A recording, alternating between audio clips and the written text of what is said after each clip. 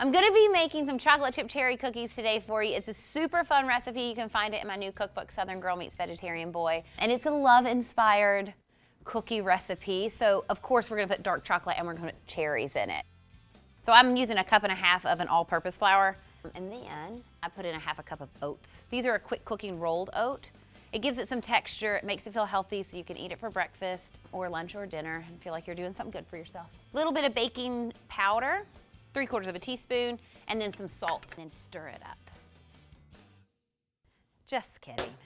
Use a spoon. Stir that all up, and then you can start creaming your butter and your sugar. Who's ready for the creaming?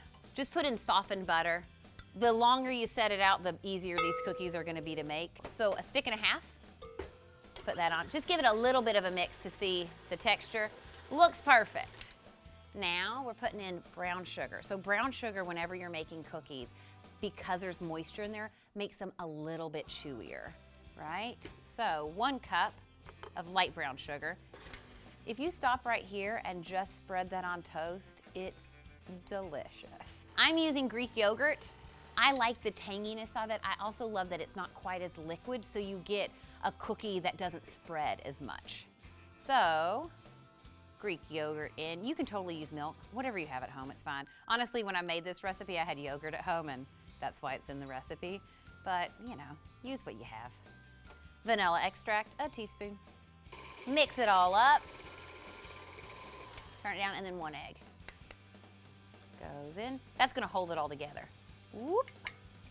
So, you can make this recipe vegan, all right? You just use margarine, you use a chia egg,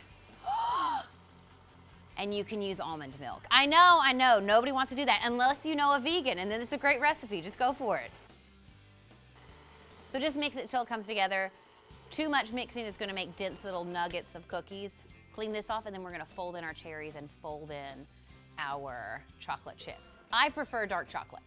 I like them. I think these cookies are sweet. I love the flavor of like a bitter chocolate against the brown sugar. But if you're a milk chocolate person, feel free to do that. Semi-sweet also works. Does that ever happen to you? If you are also, that's going back in there, shush. You can also use white chocolate, that works. You're really just looking for some nice texture. So pour those little chocolate chips in.